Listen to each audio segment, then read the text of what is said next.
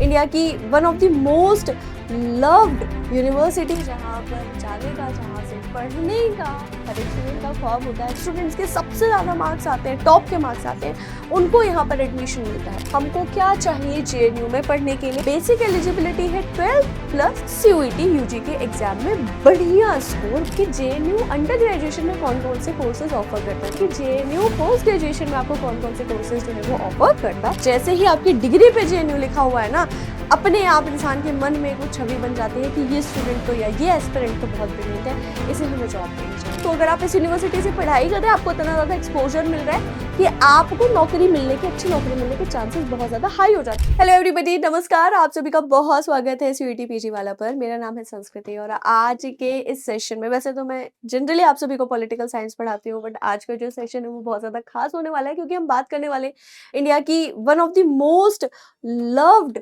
University, जहाँ पर जाने का, जहाँ से पढ़ने का हर एक स्टूडेंट का ख्वाब होता है, जवाहरलाल नेहरू यूनिवर्सिटी, जो कि दिल्ली में बेस्ड है। एंड हम बात करेंगे रिव्यू की, जिसमें डिस्कशन होगा भैया एलिजिबिलिटी के बारे में, प्लेसमेंट्स के बारे में, कोर्सेज कौन कौन से यूनिवर्सिटी ऑफर करती है, एंड एडमिशन प्रोसेस क्या होता है इस यूनिवर्सिटी में इन केस अगर आपको एडमिशन लेना है तो। ठीक है, चलो तो बिना किसी देरी के स्टार्ट करते हैं। एंड एक और बात, इस सेशन को एंड टू एंड देखिएगा, क्योंकि आपको सारी इन्फॉर्मेशन मिल जाएगी। एंड इन केस अगर आपको लगता है कि मैम आपने इस इन्फॉर्मेशन को डिटेल में कवर नहीं किया है, तो you are free to comment in the comment section. आप कमेंट लिख दीजिएगा, जो भी टॉपिक होगा उस पर मैं जल्द से जल्द एक और वीडियो लेकर के आऊंगी। चलिए सबसे पहले बात करते हैं कि भैया अगर JNU में पढ़ना है ना, JNU में अगर आपको क्या करनी है, अगर आपको पढ़ाई करनी है तो एलिजिबिलिटी क्या होगी, हमको क्या चाहिए JNU में पढ़ने के लिए सबसे पहले। ठीक है, तो भाई अगर आपको JNU से ग्रेजुएशन करना है ना, अगर आपको JNU से क्या करना है, अगर आपने JNU से ग्रेजुएशन करना है तो उसके लिए बेसिक एलिजिबिलिटी है कि आपके पास 12वीं होनी चाहिए, 12th पास होने चाहिए आप, एंड आपको CUET UG एग्जाम जो है वो देना होगा, एंड उसमें अच्छे खासे हाई स्कोर लाने होंगे। अगर आपका स्कोर इस यूनिवर्सिटी के कट ऑफ में आता है तो आपको यहाँ पे पढ़ने का चांस मिलेगा। मतलब बेसिक एलिजिबिलिटी है 12th प्लस CUET UG के एग्जाम में बढ़िया स्कोर, बहुत अच्छा स्कोर, टॉप स्कोर। नाउ हर एक सब्जेक्ट की अपनी अपनी भी स्पेसिफिक एलिजिबिलिटीज होती है, जिसको हम स्पेसिफिक वीडियोस में कवर करेंगे। ये एक बिकॉज जनरल सेशन है, इसीलिए हम जनरल बातें यहाँ पर करने वाले हैं। ठीक है, राइट। इसके बाद फिर अगर आपको पोस्ट ग्रेजुएशन करना है तो उसके लिए क्या चाहिए, आपको ग्रेजुएशन चाहिए, एंड अगेन CUET PG का एग्जाम आपको देना होगा, उसका स्कोर काउंट होगा यहाँ पर। और जो टॉप के स्टूडेंट्स होते हैं CUET PG में, जिन स्टूडेंट्स के सबसे ज्यादा मार्क्स आते हैं, टॉप के मार्क्स आते हैं, उनको यहाँ पर एडमिशन मिलता है। अब कारण क्या है, कारण ये है कि इस यूनिवर्सिटी के कहीं और कैंपस नहीं है, कहीं और कॉलेजेस नहीं है, लिमिटेड सीट्स होती हैं, एक ही कैंपस है, उसी कैंपस में लिमिटेड सीट्स है, और बहुत ज़्यादा डिमांड में रहता है JNU, है ना, स्टूडेंट्स के बीच में। तो एक कंपटीशन हाई हो जाता है, जिसके कारण अगर आपको यहाँ पढ़ना है तो आपको score maximum to maximum CUET PG में लाना होगा। ठीक है, तो ये तो बात हो गई भैया हमारी एलिजिबिलिटी की, कि JNU में पढ़ने के लिए आपको एलिजिबिलिटी क्या चाहिए। बिल्कुल वैसा ही जैसा आप बाकी यूनिवर्सिटीज में पढ़ने के लिए एलिजिबिलिटी आपको चाहिए होती है, सेम लगभग JNU के लिए है। ठीक है, अब बढ़ते हैं आगे कि कोर्सेज कौन कौन से हैं। तो वैसे तो ये जो सेशन है वो पोस्ट ग्रेजुएशन के लिए है, बट मुझे लगा कि इस सेशन को देख करके अंडर ग्रेजुएशन के भी स्टूडेंट्स आएंगे, इसीलिए आप सभी के लिए ये स्लाइड है कि JNU अंडर ग्रेजुएशन में कौन कौन से कोर्सेज ऑफर करता है। तो आप सभी देख सकते हैं कि JNU BA honours Persian, BA honours Pashto, Arabic, Japanese, Korean, Chinese, French, German, Russian, Spanish, BSc program है आयुर्वेदा बायोलॉजी में। COP मतलब होता है सर्टिफिकेशन ऑफ प्रोफिशिएंसी, मतलब एक सर्टिफिकेट कोर्स। ठीक है, तो सर्टिफिकेट कोर्स है मंगोलियन लैंग्वेज में, then certificate course Bahasa Indonesia, then COP Urdu, COP Pashto, COP Uzbek, COP Hebrew, COP Pali COP, Sanskrit COP, yoga philosophy COP, Vedic culture COP, Sanskrit COP, Natyashastra COP, health awareness and wellness and COP Indian philosophy. ठीक है, तो ये कुछ courses हैं जो कि JNU अपने graduation में आप सभी को ऑफर करता है। अब आप बोलोगे मैम इसमें सोशियोलॉजी नहीं है, इसमें हिस्ट्री नहीं है, इसमें ये नहीं है, इसमें बीसीए नहीं है। मैम नहीं करता। जेएनयू में ग्रेजुएशन के कोर्सेज काफी कम है, आप देख सकते हैं लिमिटेड कोर्सेज है, 25 कोर्सेज ही है जेएनयू में ग्रेजुएशन के लिए। जेएनयू खास तौर पर फेमस है अपने पोस्ट ग्रेजुएशन प्रोग्राम्स के लिए, क्योंकि वहां पे बहुत सारे आपको पोस्ट ग्रेजुएशन के प्रोग्राम्स मिलेंगे। ठीक है, तो चलिए अब आगे बढ़ते हैं, जिसका इंतजार था कि जेएनयू पोस्ट ग्रेजुएशन में आपको कौन कौन से कोर्सेज जो है वो ऑफर करता है। तो आप सभी देख सकते हैं कि जेएनयू जो है वो पोस्ट ग्रेजुएशन में कौन कौन से कोर्सेज ऑफर करता है। MA disaster studies, MA economics with specialization world economy, MPH master of public health, MA arts and aesthetics, MA development and labour studies, MA geography, MA modern history, MA medieval history, MA ancient history, MA philosophy, MA politics with specialization in IR, MA international relation and area studies, MA political science, MA sociology, MA English, MA Sanskrit, MA linguistic, MA Arabic, MA Chinese, MA French, MA German literature, MA German translation. ठीक है, then MA Spanish, MA Japanese studies, MA Korean, MA Pashto, MA Persian, MA Russian, MA Urdu, ADOP mass media in Urdu, MTech देता है। ठीक है, CUET PG के through JNU. ठीक है, इसके बाद फिर एमटेक ही देता है जेएनयू डेटा साइंसेस के लिए, एमटेक देता है नैनो साइंस के लिए, एमटेक देता है नैनो इलेक्ट्रॉनिक्स के लिए। ये सभी जो आपके एमटेक के कोर्सेज है वो सीयूईटी पीजी के थ्रू जेएनयू में मिलते हैं आपको। ठीक है, इसके बाद फिर एमएससी केमिस्ट्री, देन एमसीए भी जो है वो अवेलेबल है जेएनयू में सीयूईटी पीजी के थ्रू। ठीक है, राइट। जेएनयू में वैसे मैं आपको बता दूं एमबीए भी है, लेकिन वो सीएटी कैट के थ्रू है, सीयूईटी पीजी के थ्रू नहीं है। ठीक है, इसके बाद PGD big data analytics, MSc environmental science, MSc life sciences, MSc molecular medicine, MSc mathematics, MSc computation and integrative science track 2, MSc physics, again MSc computation integration track 1, MA Hindi, MA Tamil Hindi translation, MTech material science and technology, MSc research and life science and MA international relations waste Asian studies. ठीक है,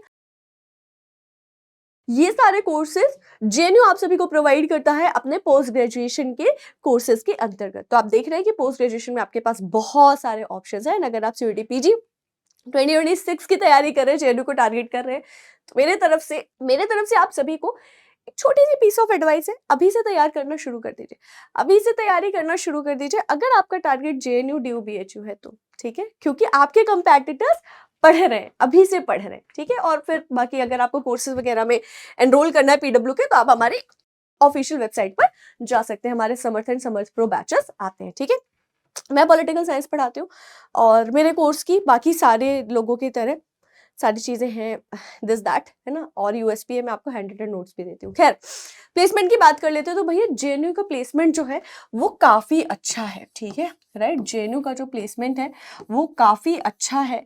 अब ये आपके field पर depend करता है। ठीक है ना, राइट, ये आपके क्या है, फील्ड पर डिपेंड करेगा कि आपको कहाँ पर प्लेसमेंट मिल रहा है ना। अब जैसे मान लीजिए कि जो लिटरेचर वाले लोग हैं या फिर लैंग्वेज वाले लोग हैं, उनको गवर्नमेंट ऑफ इंडिया में एज अ ट्रांसलेटर की जॉब मिल सकती है। मिनिस्ट्री ऑफ फॉरेन अफेयर्स जो होता है, एक्सटर्नल अफेयर्स है, वहाँ पे जॉब का एक बहुत अच्छा ऑप्शन होता है। जो फॉरेन की कंट्रीज है वहाँ पे ट्रांसलेशन के लिए जो फॉरेन लैंग्वेज के स्टूडेंट्स होते हैं उनके लिए एक बहुत अच्छा ऑप्शन होता है। ठीक है, लेकिन जेएनयू का पढ़ा हुआ इंसान, आप इस चीज की संजीदगी को समझिए कि एक ऐसा स्टूडेंट जिसने इंडिया की टॉप 3 यूनिवर्सिटीज में भी सबसे पहले जनरली नाम माना जाता है जेएनयू का ही, है ना। तो उस यूनिवर्सिटी से, इंडिया की टॉप 3 यूनिवर्सिटीज में से एक यूनिवर्सिटी से अगर किसी एक स्टूडेंट ने पढ़ाई करी है तो उसका प्लेसमेंट होने का चांस बहुत ज्यादा हाई हो जाता है। ठीक है, जैसे ही आपकी डिग्री पे जेएनयू लिखा हुआ है ना, अपने आप इंसान के मन में एक वो छवि बन जाती है कि ये स्टूडेंट तो या ये एस्पिरेंट तो बहुत ब्रिलियंट है, इसे हमें जॉब देनी चाहिए। तो चाहे वो कॉर्पोरेट हो या फिर चाहे वो क्या हो, चाहे वो पब्लिक सेक्टर हो, मतलब सरकारी और प्राइवेट, दोनों तरफ जेएनयू में पढ़ करके आपके पास बहुत अच्छे ऑप्शंस हैं करियर बिल्ड करने के, ठीक है। इसके अलावा कुछ बेसिक चीजें तो हैं ही, जैसे आप असिस्टेंट प्रोफेसर बन सकते हैं, आप लेक्चरर बन सकते हैं, आप पीजीटी टीजीटी टीचर बन सकते हैं, आपके पास सिविल सर्विसेज क्वालिफाई करने का एक बहुत अच्छा ऑप्शन है, ठीक है। तो मैंने ये भी देखा है कि बहुत सारे लोग जेएनयू में पढ़ाई करते हैं, वहां पे पढ़ाई करते करते करते करते एंड उनका सिविल सर्विसेज निकल जा रहा है, ठीक है। तो एक वो बहुत अच्छा आपके पास प्लेसमेंट के लिए ऑप्शन है, ठीक है। एंड जितनी भी बड़ी ब्रांड्स हैं, जैसे अगर मैं प्राइवेट ब्रांड्स की बात कर लूँ, है ना, तो डिफरेंट टाइप के बैंक्स वैंक्स है, एचएसबीसी है, जो इंटरनेशनल बैंक्स भी होते हैं, अमेजन जैसी ब्रांड्स है, अर्नेस्ट एंड यंग टाइप की जो ईवाई जैसी ब्रांड्स है, एंड बहुत सारी ब्रांड्स हैं, इनका कैंपस में प्लेसमेंट बहुत अच्छा है जेएनयू में, एंड ऑफ कैंपस भी जेएनयू से बहुत अच्छे लोग जो है वो उनको प्लेसमेंट मिल जाता है, ठीक है। तो अगर आप इस यूनिवर्सिटी से पढ़ाई कर रहे हैं, आपको इतना ज्यादा एक्सपोजर मिल रहा है कि आपको नौकरी मिलने के, अच्छी नौकरी मिलने के चांसेस बहुत ज्यादा हाई हो जाते हैं, बिकॉज ये यूनिवर्सिटी आपको वो एक्सपोजर दे रही है, ठीक है। ओके, इसके अलावा स्कॉलरशिप पर आप फॉरेन में स्टडी कर सकते हो, ये एक बड़ा अच्छा ऑप्शन है। तो बहुत सारे आपके पास मल्टीपल ऑप्शंस प्लेसमेंट के जेएनयू के थ्रू है, ठीक है। तो प्लेसमेंट अच्छी है, काफी ज्यादा अच्छी है। आपके फील्ड पे डिपेंड करता है कि आपको कहाँ, कौन सी कंपनी या किस फील्ड में आपको क्या मिल रहा है, जॉब मिल रहा है। जैसे एक वो पब्लिक हेल्थ वाला है, अब उसके थ्रू आपको हॉस्पिटल एंड जो गवर्नमेंट है, चाहे वो स्टेट गवर्नमेंट है, सेंट्रल गवर्नमेंट है, उनके साथ काम करने मिल सकता है, ठीक है। तो डिफरेंट डिफरेंट चीजों के लिए डिफरेंट डिफरेंट एरियाज है, बट समझिए कि ओवरऑल अगर आप देखो तो जेएनयू में जो प्लेसमेंट का हिसाब है वो बहुत ज्यादा अच्छा है, ठीक है। चलिए, इसके अलावा एडमिशन प्रोसेस की अगर हम बात करें कि मैम जेएनयू में अगर हमको एडमिशन लेना है तो हमें क्या करना है, ध्यान रखिए ये एडमिशन प्रोसेस मैंने पोस्ट ग्रेजुएशन के लिए बनाया है। सेम प्रोसेस बिल्कुल अंडर ग्रेजुएशन के लिए भी होता है, बस उनके लिए जो प्रोसेस है वो एक एक महीने आगे बढ़ जाता है, ठीक है, करेक्ट। तो आपका जो सीयूईटी पीजी का फॉर्म है, राइट, सबसे पहले प्रोसेस स्टार्ट किससे होगी, सीयूईटी पीजी से, क्योंकि ग्रेजुएशन तो आप ऑलरेडी कर रहे हो, है ना। अब आपको देना है सीयूईटी पीजी, उसमें लाने हैं अच्छे score, best to best score, and then फिर जेएनयू में लेना है एडमिशन। तो अब सबसे पहले सीयूईटी पीजी के आते हैं फॉर्म लगभग जनवरी के महीने में, दिसंबर जनवरी के महीने में आपको सीयूईटी पीजी के फॉर्म जो है वो देखने के लिए मिल जाएगी, ठीक है।